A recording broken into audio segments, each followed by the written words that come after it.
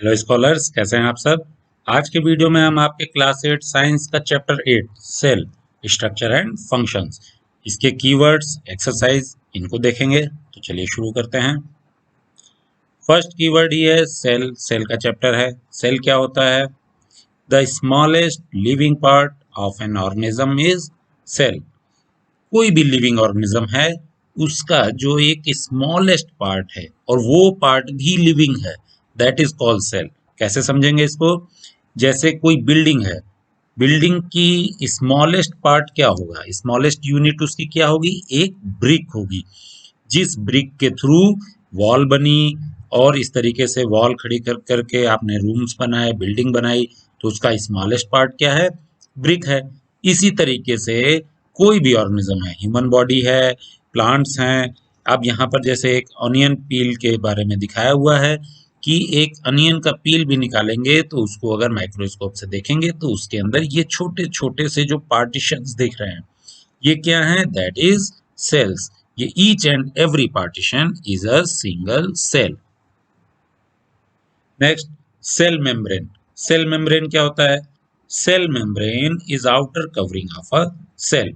Cell membrane is also called a plasma membrane.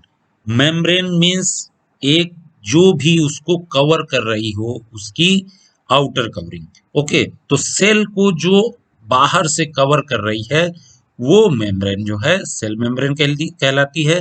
इसका एक नाम और है, that is called plasma membrane.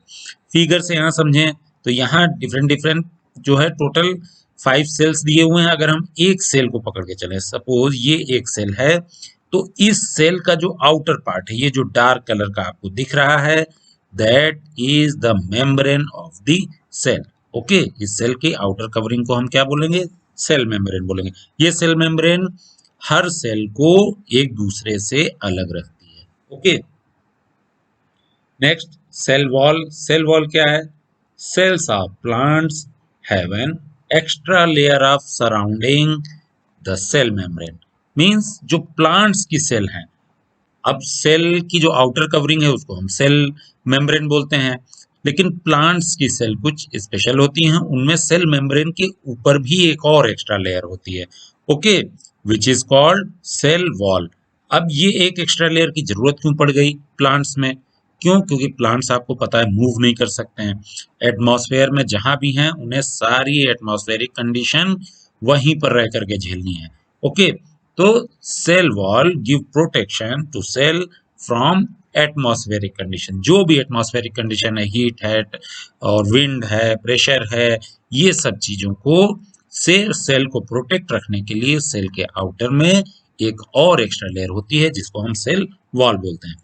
यहाँ फिगर के थ्रू अगर समझेंगे तो ये एक प्लांट की सेल है, उसके एक पार्ट को यहाँ दिखाया हुआ है जिसमें ये अंदर वाली लेयर, ये जो अंदर वाली लेयर है दैट इज सेल मेम्ब्रेन, और ये जो उसके बाहर एक और लेयर है इसको हम क्या बोलते हैं? That is called cell wall.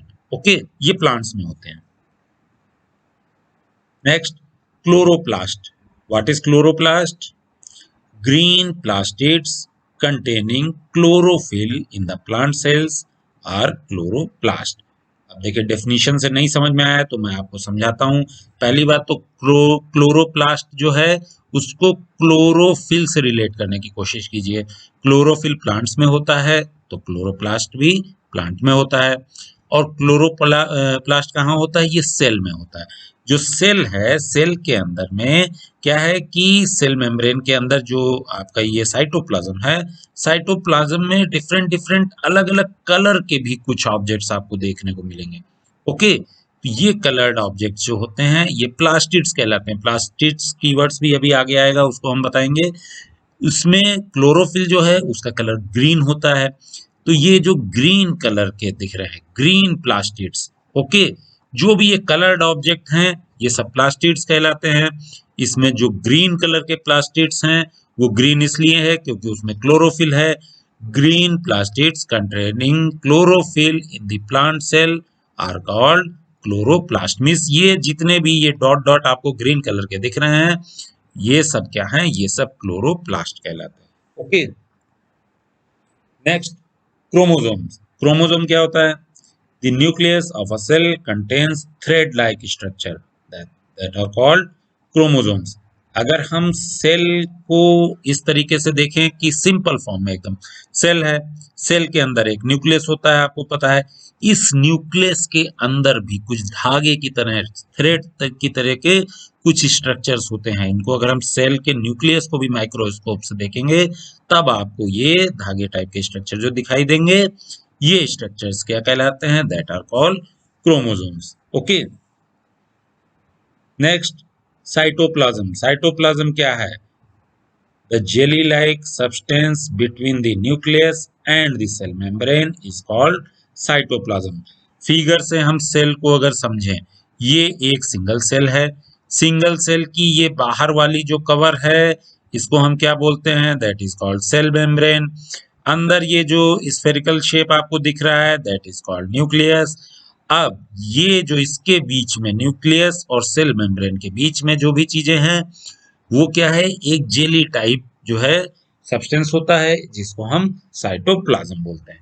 Okay, cytoplasm क्या है? Cytoplasm is a jelly like substance between the nucleus and the cell membrane. Nucleus ये सेंटर वाला हो गया, सेल मेम्ब्रेन सेल की आउटर कवरिंग हो गई। ओके, जिस तरीके से आप समझ लीजिए कि एक अगर एग है, एग को अगर आप जब फोड़ते हैं तो उसके अंदर क्या है? येलो पार्ट निकलता है, दैट इज न्यूक्लियस, और जो भी व्हाइट पार्ट वो है, दैट इज आपका साइटोप्लाज्म। यूकैरियोटिस। यूकैरियोटिस क्या है? All organisms other than bacteria and green blue algae are called eukaryotes. देखिए, जितने भी ऑर्गेनिज्म हैं, बैक्टीरिया और ब्लू ग्रीन एल्गी को छोड़ करके ऑल आर यूकैरियोटिस। क्यों है यूकैरियोटिस? यूकैरियोटिस क्या होता है? Eukaryotes have eukaryotic cells which contains a well organized nucleus with a nuclear membrane।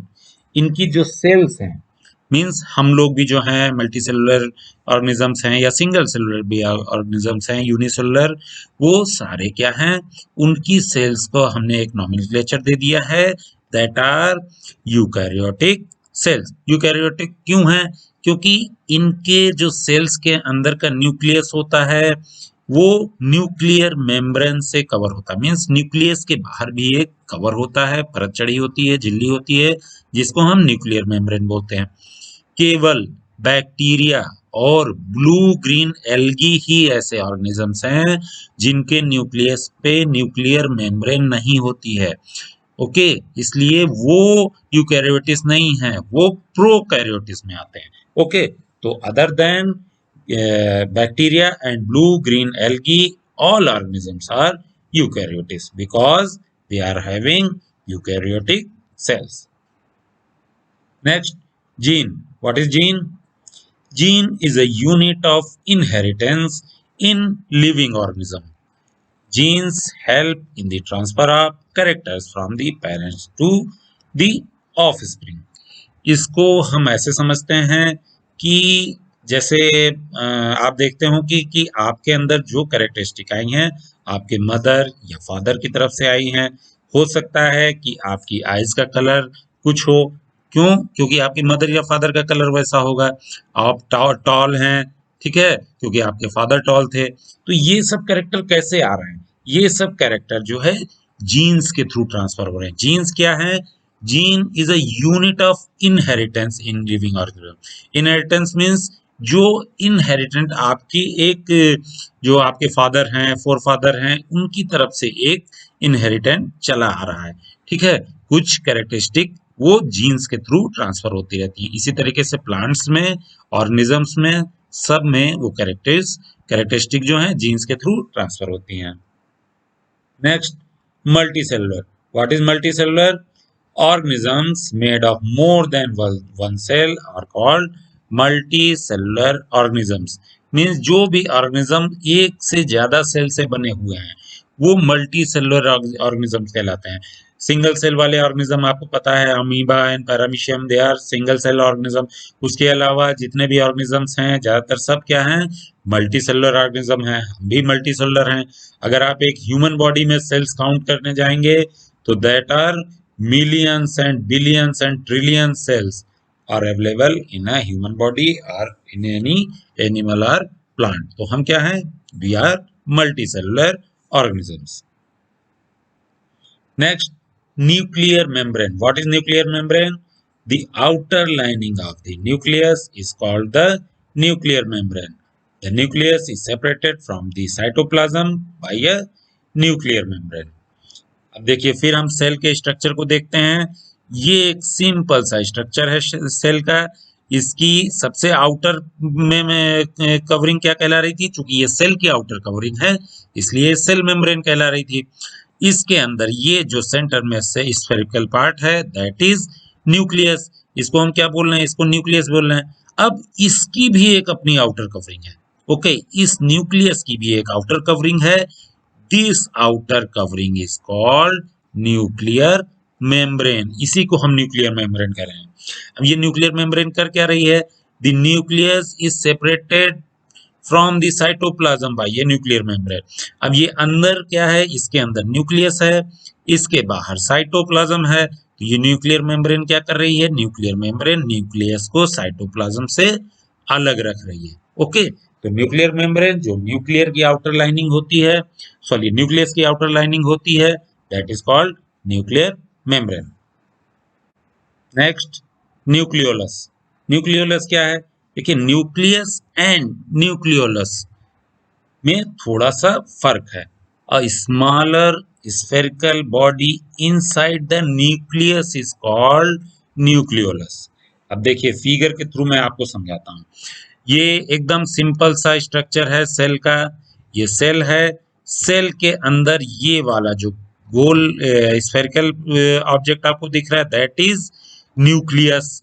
Okay, इस न्यूक्लियस के अंदर फर्दर अगर आप और माइक्रोस्कोप से देखेंगे तो एक और स्फेरिकल ऑब्जेक्ट आपको दिखाई देगा।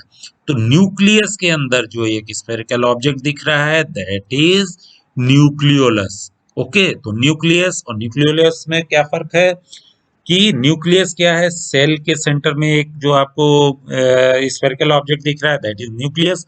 और न्यूक्लियस के भी अंदर न्यूक्लियोलस क्या है? वो न्यूक्लियस के भी अंदर एक जो उसके सेंटर में एक स्फेरिकल ऑब्जेक्ट है that is called nucleolus. Next, nucleus. Nucleus is an important component of the living cell. It is generally spherical and located in the center of the cell. Generally हमने क्यों बोला? क्योंकि ये animals के cell में तो generally centre में होता है, प्लांट्स के सेल में सेंटर में नहीं होता है। ओके, अब हम फिर से एक फिगर के थ्रू समझ रहे हैं। सिंपल सा सेल का डायग्राम है। ये एक सिंगल सेल है और उसके अंदर ये जो राउंड वाला पार्ट है, स्फेरिकल पार्ट है दैट इज कॉल्ड न्यूक्लियस, ये बड़ा वाला। और इसके अंदर एक और छोटा सा दिख रहा है जो अभी हमने पिछले कीवर्ड में जाना था दैट इज न्यूक्लियस के भी अंदर एक और पार्ट होता है दैट इज कॉल्ड न्यूक्लियोलस। तो न्यूक्लियस की बात हम कर रहे हैं। न्यूक्लियस ये बड़ा वाला जो सेल के अंदर जो स्फेरिकल आपको ऑब्जेक्ट दिख रहा है that is nucleus. Next, organ. What is organ? Organs are the different body parts to perform specific function. हमारे बॉडी पार्ट्स जो डिफरेंट डिफरेंट हैं, जो अलग अलग फंक्शंस परफॉर्म करते हैं, उनको हम ऑर्गन्स कहते हैं। ओके, जैसे आपको पता है इंटरनल ऑर्गन्स में लीवर है, किडनी है, हार्ट है, ये सब ऑर्गन्स हैं और इनके अपने एक स्पेसिफिक फंक्शंस हैं। ऑर्गन्स कैसे बने?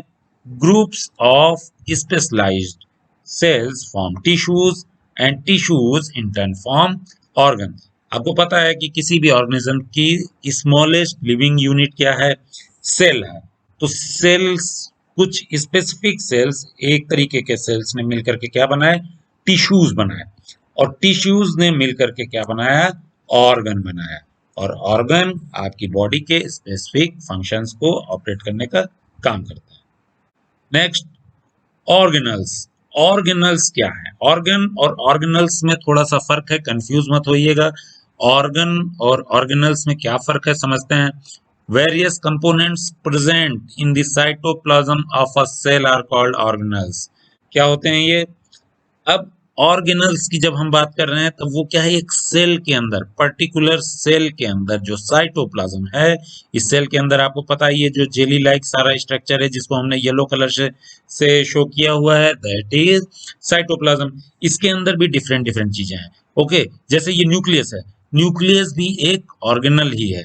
इसके अलावा आपका वैक्यूल है, ओके, और माइटोकॉन्ड्रिया है। ये डिफरेंट डिफरेंट जो भी चीजें हैं, ये सारी चीजें जो साइटोप्लाज्म के अंदर हैं, ऑल आर ऑर्गेनल्स। ओके, तो ऑर्गन और ऑर्गेनल्स में कंफ्यूज मत होइएगा। ऑर्गन एक बड़ा पार्ट है, सेल से मिलकर के टिश्यूज बने, टिश्यू से मिलकर के ऑर्गन बना है। और ऑर्गेनल क्या है, एक सिंगल सेल के अंदर साइटोप्लाज्म में जो भी चीजें हैं, that all are organelles. Next, plasma membrane. What is plasma membrane? The plasma membrane is an outer covering of a cell. A plasma membrane is also called a cell membrane. देखिए cell membrane का keyword हमने पढ़ा था और वहां हमने बताया था कि सेल मेम्ब्रेन को प्लाज्मा मेम्ब्रेन भी करते हैं, कहते हैं। अभी प्लाज्मा मेम्ब्रेन आ गया तो सेल मेम्ब्रेन वाली ही डिफिनेशन आएगी। जो एक हमारी सेल है, उस सेल की जो आउटर कवरिंग है, ये जो सबसे किनारे वाली परत है इसकी, that is called cell membrane या plasma membrane. Next, plastid. What is plastid? Colored bodies found in the plant cells are called plastid. Plastid के लिए सबसे पहले याद रखिए ये प्लांट सेल्स में ही मिलते हैं। ओके, और कलर्ड बॉडीज हैं, सेल के अंदर जो भी चीजें कलर्ड हैं और प्लांट सेल के अंदर मिल रही हैं, दैट आर प्लास्टिड। तो जनरली हम एक प्लास्टिड जानते हैं, green plastids containing chlorophyll are called chloroplast. जो ग्रीन कलर के प्लास्टिड्स हैं, ओके, वो भी क्या है, उनका कलर ग्रीन है। प्लांट्स किस सेल में है, उसमें ग्रीन क्यों है, क्योंकि क्लोरोफिल है, और इनको हम क्या बोलते हैं, दैट आर कॉल्ड क्लोरोप्लास्ट। देखिए ये जो एक प्लांट की सेल है, इसके अंदर ये जो ग्रीन कलर के आपके छोटे छोटे ऑब्जेक्ट्स दिख रहे हैं, ये साइटोप्लाज्म के अंदर हैं। और यही जो ग्रीन कलर के ऑब्जेक्ट्स हैं, दैट आर कॉल्ड प्लास्टिड्स। देखिए ग्रीन कलर के और भी कलर के होंगे, बट हम ग्रीन कलर वाले को क्लोरोप्लास्ट बोलते हैं। जो भी कलर्ड ऑब्जेक्ट हैं सब प्लास्टिड कहलाएंगे। नेक्स्ट, प्रोकैरियोटिस। प्रोकैरियोटिस क्या है? The cells having a nucleus without a nuclear membrane are termed prokaryotic cells. The organism with these kind of cells are called prokaryotes. सबसे पहले प्रोकैरियोटिस जानने के लिए हम सबसे पहले प्रोकैरियोटिक सेल के बारे में जानें, क्योंकि इसी के नाम पर उनका, उन ऑर्गेनिज्म का नाम प्रोकैरियोटिस पड़ा हुआ है।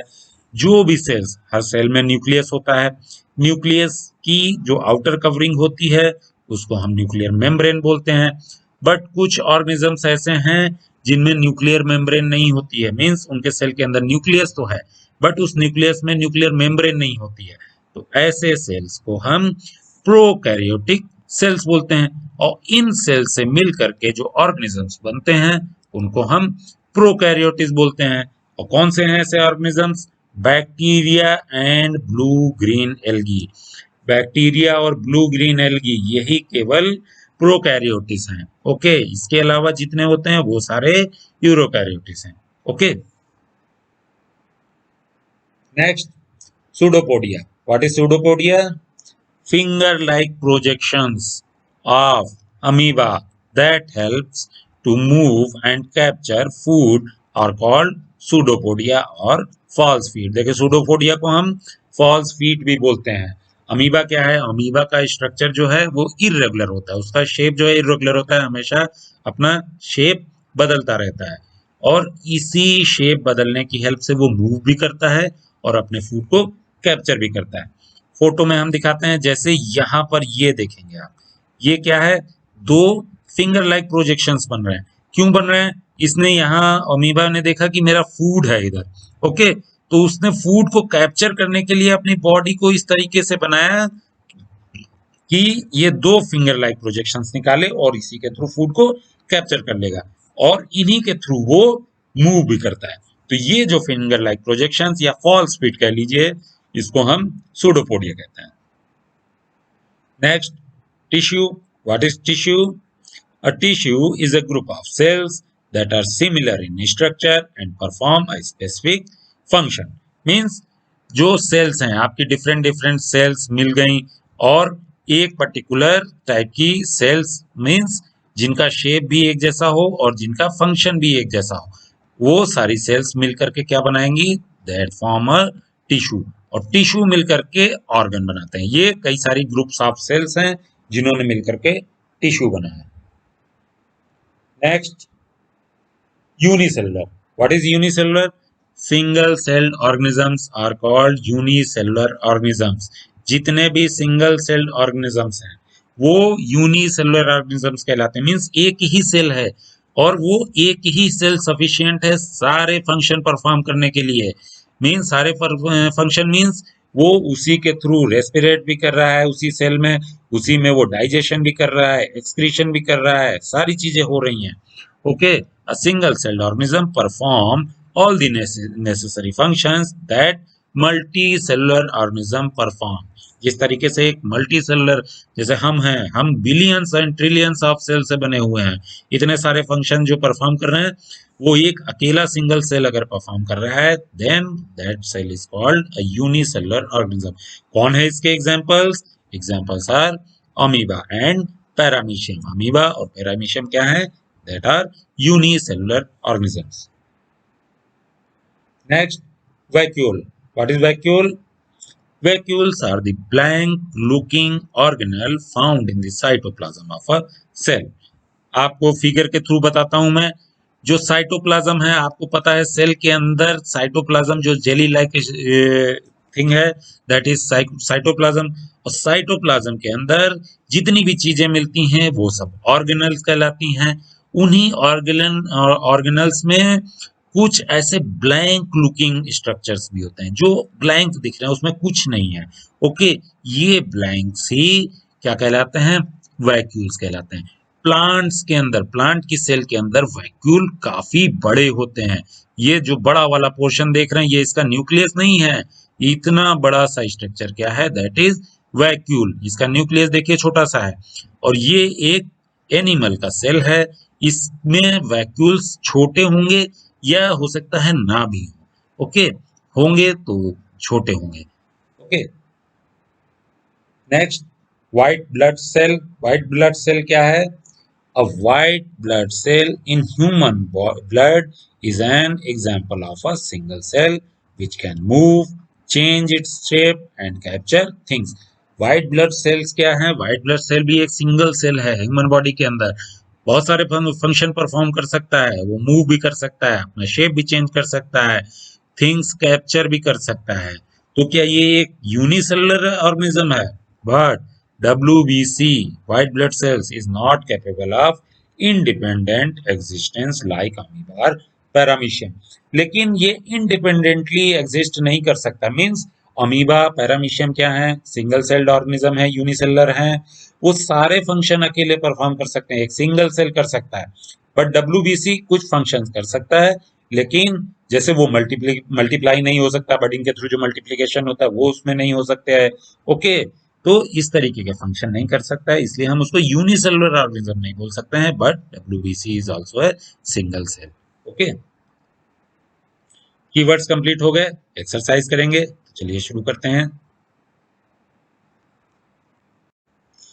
Question number 1, indicate whether the following statements are true और फॉल्स। ए से लेकर डी तक स्टेटमेंट्स हैं, एक एक करके देखते हैं। Unicellular organism have one cell body. Unicellular organisms जो हैं उनकी बॉडी केवल एक ही सेल से बनी होती है। यस, यहाँ पर जो वर्ड है यूनी एंड सेलुलर, इसको हम डिस्टिंग्विश करेंगे तो यूनी मीन्स वन होता है एंड सेलुलर मीन्स सेल। तो ये एक सिंगल सेल बॉडी ऑर्गेनिजम्स होते हैं, इनमें एक ही सेल होता है। B, muscle cells are branched. Muscle cells branched होती हैं। देखिए अभी तक जो आपने पढ़ा है अपने चैप्टर में उसमें ब्रांच सेल्स कौन सी थी? जो नर्व सेल्स थी। ओके, मसल सेल्स का आपको क्या दिखाई गई थी? वो ब्रांच नहीं है, उनका शेप लॉन्ग है। Okay, C, the basic living unit of an organism is an organ. किसी भी ऑर्गेनिज्म की बेसिक लिविंग यूनिट क्या है? देखिए जो हमारा चैप्टर है वो सेल है। ओके, सेल ही एक बेसिक लिविंग यूनिट है सेल जो है ग्रुप ऑफ सेल्स मिलकर के टिश्यू फॉर्म करते हैं और टिश्यू से ऑर्गन्स बनते हैं और ग्रुप ऑफ ऑर्गन्स मिला करके ऑर्गेनिज्म बनाते हैं। ठीक है, तो बेसिक लिविंग यूनिट क्या है? That is a cell. तो ये हमारा जो स्टेटमेंट है ये फॉल्स है। D, amoeba has irregular shape. Amoeba का शेप कैसा है? ये स्टेटमेंट हमारा ट्रू है। क्यों? क्योंकि अमीबा का शेप अगर आपको एग्जाम में बनाने में के लिए आ जाए तो आपको कुछ याद करने की जरूरत नहीं है, किसी भी शेप को ड्रॉ कर दीजिए, दैट इज अमीबा। इसके अंदर जो भी चीजें हैं वो आपको शो करनी पड़ेंगी। अमीबा किसी भी शेप का हो सकता है, वो अपना शेप चेंज करता रहता है। Okay, question number 2, make a sketch of the human nerve cell, what function do nerve cell perform. एक ह्यूमन नर्व सेल की स्केच बनाना है और उसका फंक्शन क्या है वो बताना है। ये स्केच आपके बुक में दिया हुआ है, उसी को मैंने यहाँ शो किया हुआ है। इसको बनाने की प्रैक्टिस कर लीजिए कैसे बनाते हैं। एक सिंपल लॉन्ग सेल बनाना है, उसको डिफरेंट ब्रांच में दिखाना है। ये तो इसका स्ट्रक्चर हो गया। अब इसका फंक्शन क्या है? Nerve cell constitute the nervous system of our body. हमारी बॉडी का जो नर्वस सिस्टम है वो नर्व सेल से मिल करके बना है। नर्वस सिस्टम क्या काम करता है? The main function of the nerve cell is to receive and transfer messages, thereby helping to control and coordinate the working of different parts of our body। तो ये क्या करता है? हमारे बॉडी के जितने भी मैसेज आ रहे हैं उनको रिसीव करना और ट्रांसफर करना है। ये मैसेज कहाँ आ रहे हैं? किसी व्हाट्सएप पे नहीं आ रहे हैं। जो हमारा नर्वस सिस्टम है उसमें नर्व से एक दूसरे को ट्रांसफर करके हमारे जो माइंड है, ब्रेन है, वहां तक पहुंचा रही हैं और वहां से एक सिग्नल जाता है। सपोज आपने किसी हॉट चीज को टच कर लिया तो तुरंत वहां से एक मैसेज जाएगा कि ये थिंग जो है वो हॉट है, आपको हाथ तुरंत वहां से हटाना है। उसके बाद तुरंत एक मैसेज जाएगा जिससे आपके टिश्यूज वर्क करेंगे और आपके हाथ को पीछे खींच लेंगे। ओके, तो ये सारी चीजें क्या करती हैं?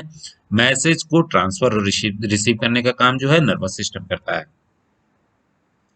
Question number 3, write short notes on the following. A and B, इनके ऊपर शॉर्ट नोट लिखना है। ये क्या है? साइटोप्लाज्म। साइटोप्लाज्म के बारे में हम जानते क्या है? The jelly like substance present between the cell membrane and the nucleus is cytoplasm. Cytoplasm क्या है? एक कोई भी सेल है, सपोज ये सेल है, सेल के अंदर में क्या है? न्यूक्लियस है, सेल मेम्ब्रेन, ये जो सेल की आउटर कवर है वो सेल मेम्ब्रेन है। ओके, और सेंटर में क्या है? ये हमारा न्यूक्लियस है। तो इसके बीच में, इन दोनों के बीच में जो भी एक जेली टाइप का सब्सटेंस है, फिल रहता है, दैट इज कॉल्ड साइटोप्लाज्म। और साइटोप्लाज्म के अंदर क्या होते हैं? Organelles of cells like mitochondria, Golgi bodies, ribosomes etcetera are found in the cytoplasm. Cytoplasm में डिफरेंट डिफरेंट सब्सटेंसेस होते हैं। ओके, जिनके बारे में अभी आप आगे पढ़ेंगे। ओके, अभी केवल नाम याद कर लीजिए। माइटोकॉन्ड्रिया है, राइबोसोम्स है, गोल्जी बॉडीज हैं, ये सब जो है आपके साइटोप्लाज्म में। इवन न्यूक्लियस भी उसी के अंदर है। It protects the cell organelles from any physical damage from the external environment. तो ये साइटोप्लाज्म क्या कर रहा है?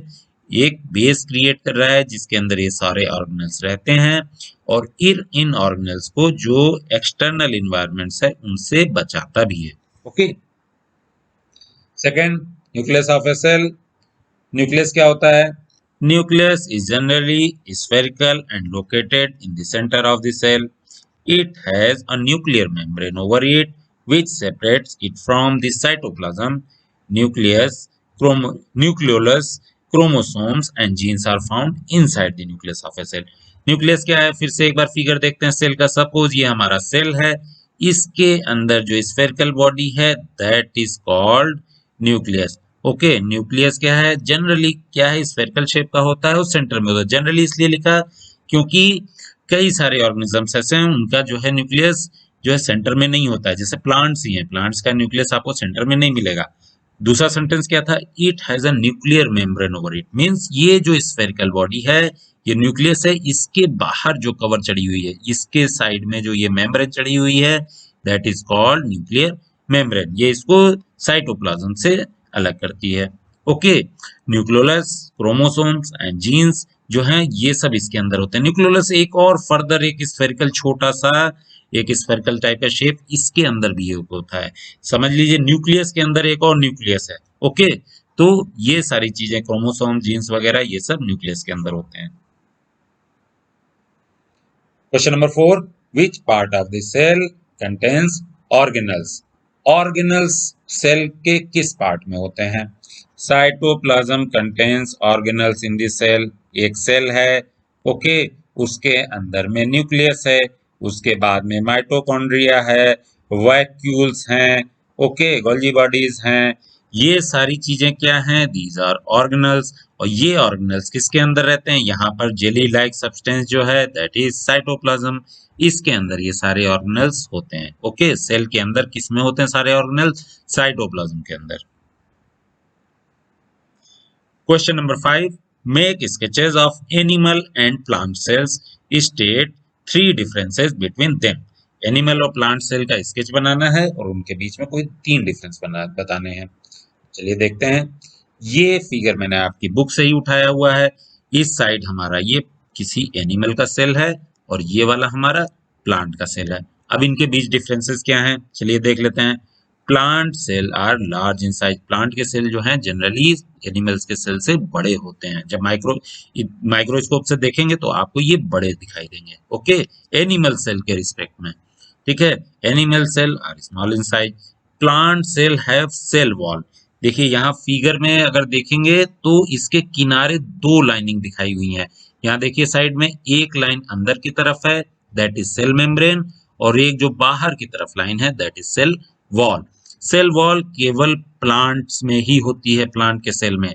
आप इधर देखिए एनिमल सेल में कोई सेल वॉल नहीं होती है। Animal cell do not have cell wall. Okay, इसके बाद में plant cell have plastids, animal cell do not have plastids. Plastids क्या होते हैं?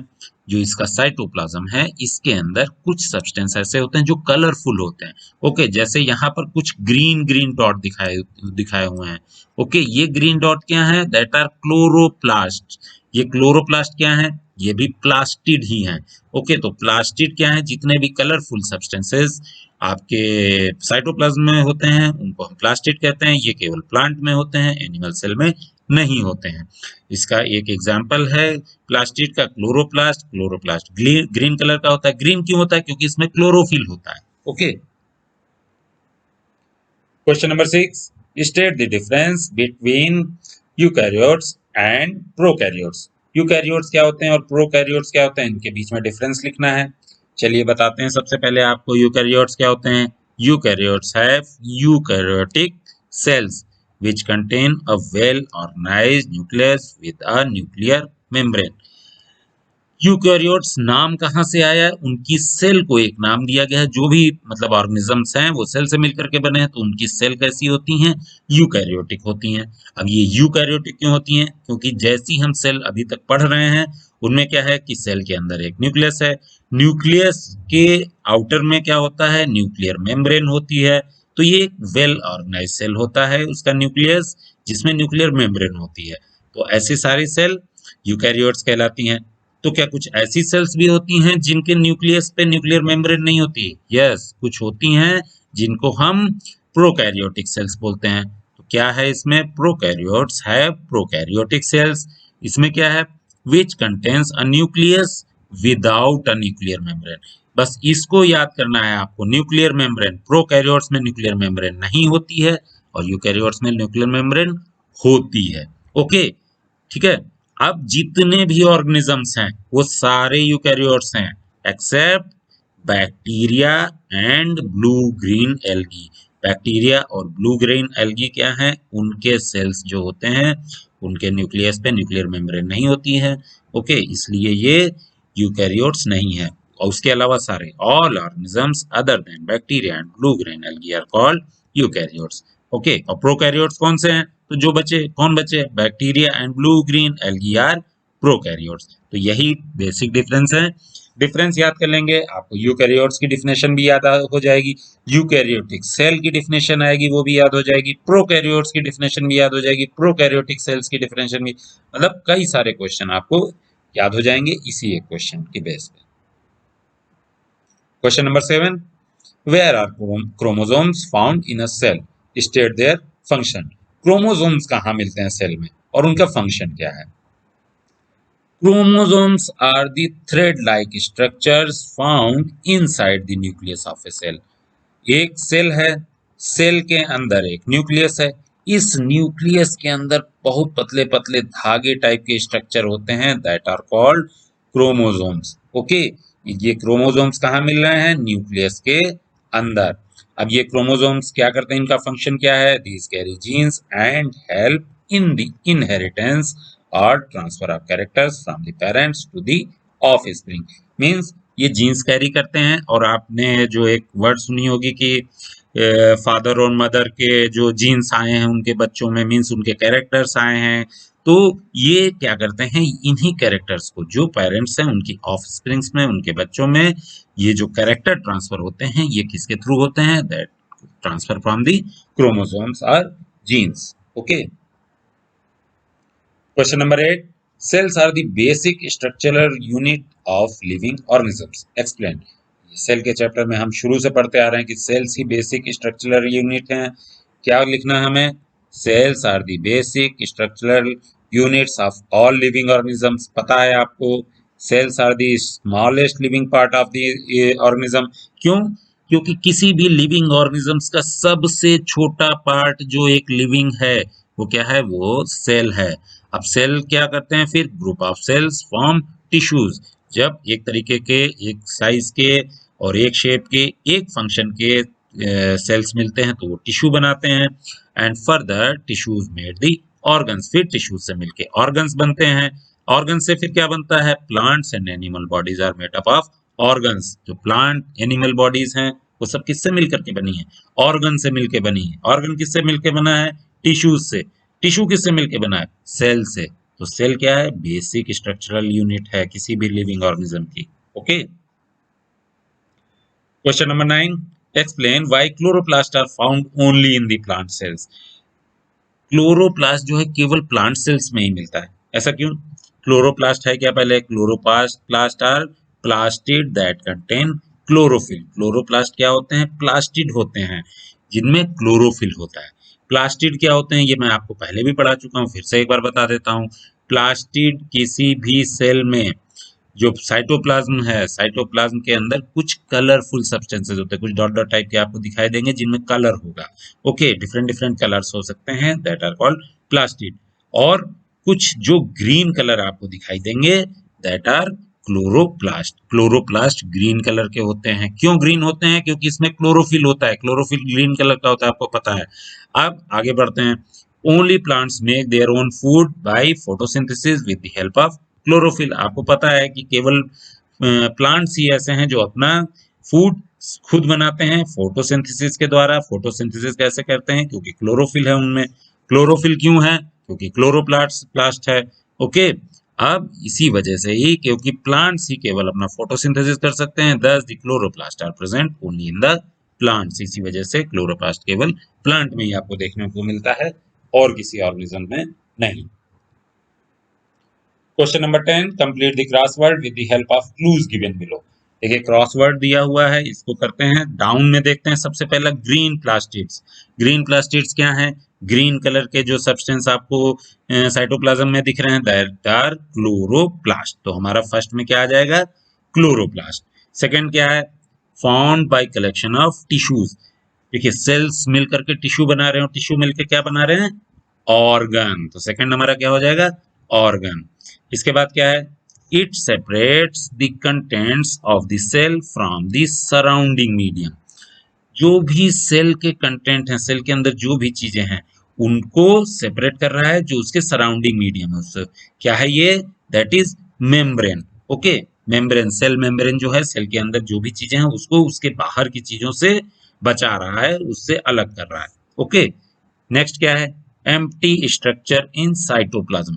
साइटोप्लाज्म के अंदर कुछ एम्प्टी स्ट्रक्चर होते हैं, ब्लैंक होल टाइप के आपको दिखाएंगे, that is called vacuole. Okay. और ये वैक्यूल जनरली प्लांट सेल्स में आपको देखने को मिलेंगे, बड़े बड़े देखने को मिलेंगे. एनिमल सेल्स में हो सकता है आपको कुछ सेल्स में देखने को मिले तो वो छोटे होंगे और कुछ में आपको नहीं भी मिलेंगे. 7. A group of cells. Group of cells क्या है? अभी मैंने बताया था ग्रुप ऑफ सेल्स मिलकर के टिश्यू बनाते हैं, टिश्यू मिलकर के ऑर्गन बनाते हैं. अक्रॉस में देखते हैं एक एक करके। This is necessary for photosynthesis. Photosynthesis के लिए क्या नेसेसरी है? आपको पता है, क्लोरोफिल। सी से स्टार्ट होना था, इसलिए ये आ गया chlorophyll. Next, term for component present in the cytoplasm. जो साइटोप्लाज्म के अंदर चीजें होती हैं, सारी चीजें, वो क्या कहलाती हैं? That are called organelle. Organelle में आपके माइटोकॉन्ड्रिया, गोल्गी बॉडीज और वैक्यूल, ये सारी चीजें क्या हैं? These all are organelles. ये किसके अंदर होती हैं? साइटोप्लाज्म के अंदर। Next, the living substance in the cell. अच्छा, सेल के अंदर जो लिविंग सब्सटेंस है वो क्या कहलाता है? देखिए, सेल के अंदर जितनी भी चीजें हैं वो सारी क्या है? वो लिविंग सब्सटेंसेस हैं। तो उन सबको एक नाम दिया गया है, that is called protoplasm. Okay, that are called, जितने भी सेल के अंदर सारी सब्सटेंसेस हैं दैट आर कॉल्ड प्रोटोप्लाज्म। तो अब उसके अंदर जो है क्या आ गया आपका? साइटोप्लाज्म भी आ गया, ऑर्गेनल्स भी आ गया, न्यूक्लियस भी आ गया, ये सारी चीजें मिलकर के क्या है? That are protoplasm. Next, unit of inheritance present on the chromosome. Chromosomes के अंदर क्या होता है? वो इनहेरिटेंस जो कैरेक्टर्स हैं वो ऑफ स्प्रिंग्स में लेके जाते हैं पेरेंट्स से, तो इसकी यूनिट क्या कहलाती है? That is called jeans. Okay, तो ये एक एक करके हमने इसके सारे क्रॉसवर्ड को भी सॉल्व कर लिया। इस चैप्टर के सारे एक्सरसाइज, कीवर्ड सब हमने कंप्लीट कर लिए हैं। मिलेंगे नेक्स्ट वीडियो में। Till then, bye.